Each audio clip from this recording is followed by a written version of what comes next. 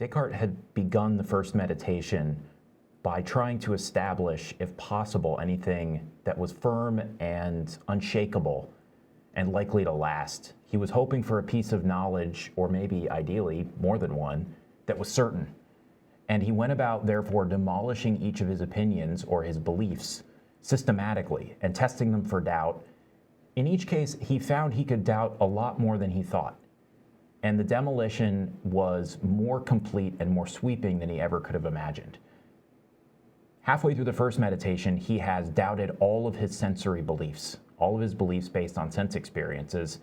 And the method that he's using is, if he can doubt a belief, he will treat it as if it were false, set it aside for the purposes of the meditation, with the hopes of eventually coming across one or two final things that he can't doubt. He has used the dream hypothesis to call into doubt things like his belief that he's sitting by the fire, that he's wearing a dressing gown. He then uses the demon hypothesis, the hypothesis that he's being systematically deceived by an omnipotent evil demon, to doubt even that he has a body, even that there is such a thing as spatial extension, that there are colors, that there is mass, and the basic laws of physics. He's doubted those. He has even doubted a priori beliefs, or beliefs that are based on reason and not on sense experience, like that 2 and 2 are 4. What then is he left with? At the end of the first meditation, Descartes leaves feeling quite hopeless, and he picks up the next day with the second meditation, again getting himself into the headspace of doubting everything and reminding himself of just how drastic of a conclusion he had come to. And unfortunately, at this point in the meditations, he has not found his firm and unshakable foundation for all of human knowledge. If anything, he has simply exposed all of it as so much hoping. Here's what he says: "I will suppose then that everything I see is spurious."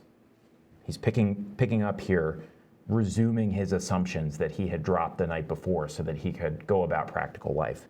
"I believe that everything I see is spurious. I will believe that my memory tells me lies, and that none of the things that it reports ever happened. I have no senses.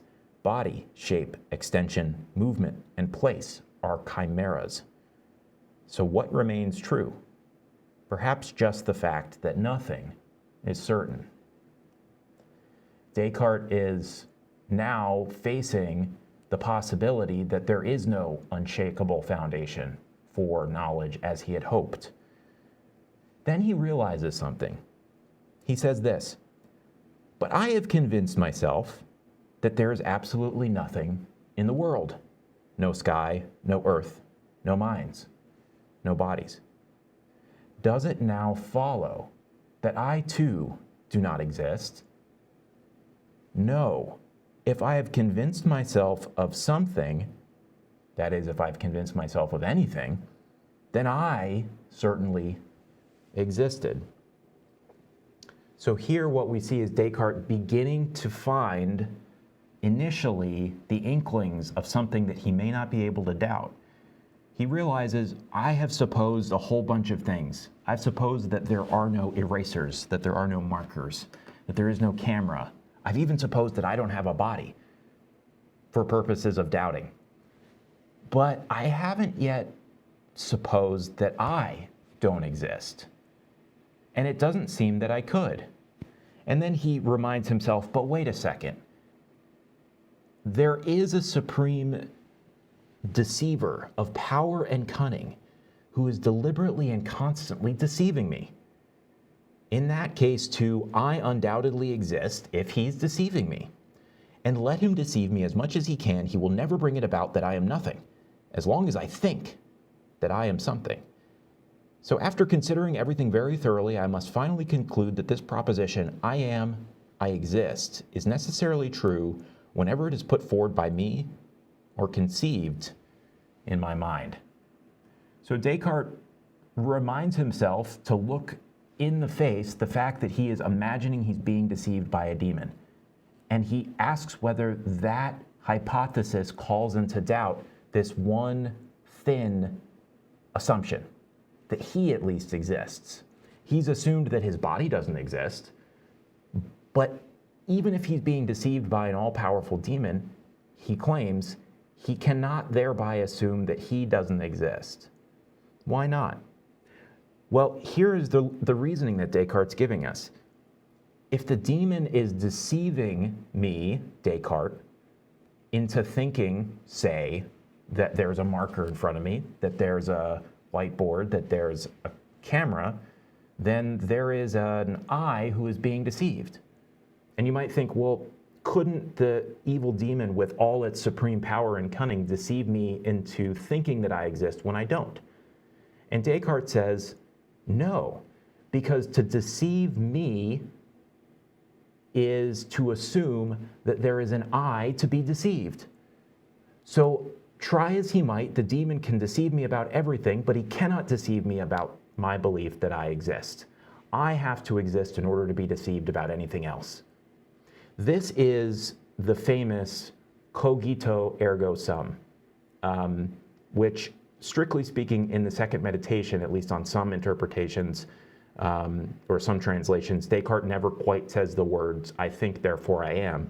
The closest he comes is this: I must finally conclude that this proposition, I am, I exist, is necessarily true whenever it is put forward by me or conceived in my mind.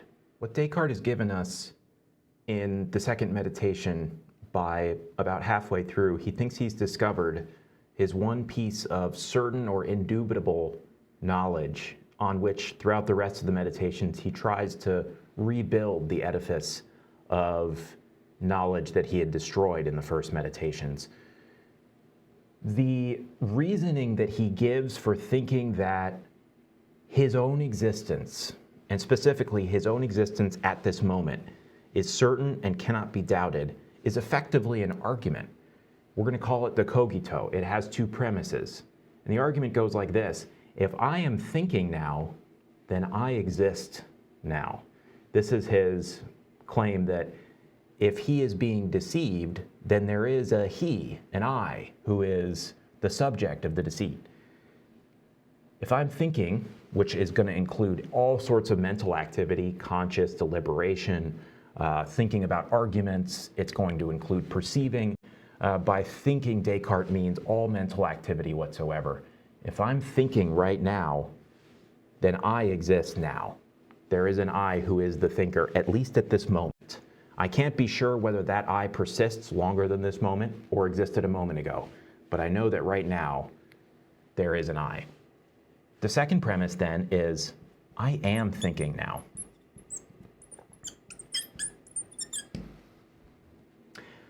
Descartes says, first, this is a valid argument.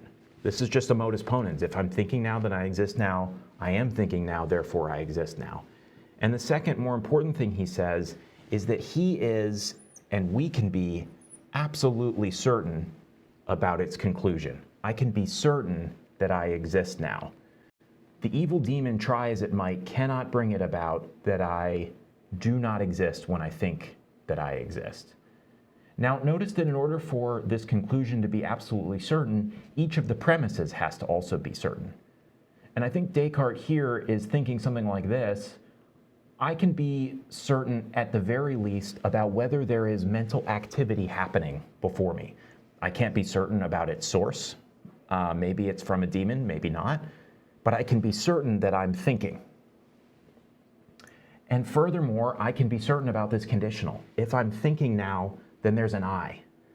I mean, how else could there be me thinking without the me?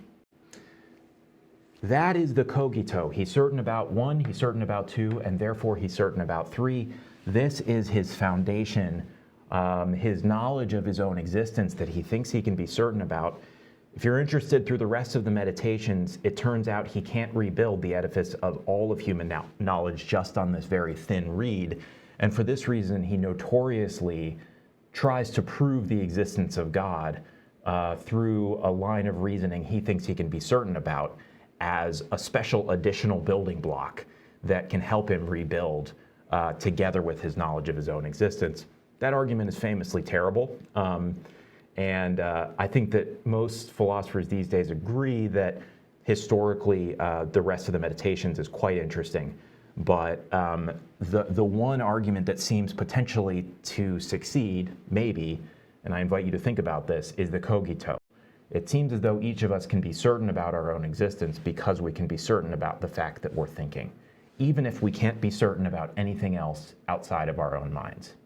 This sets us up for external world skepticism, which is, as we'll see, a claim that we can't know anything outside our own minds, although perhaps we can know just the bare fact that we exist and some of the basic features of our own minds.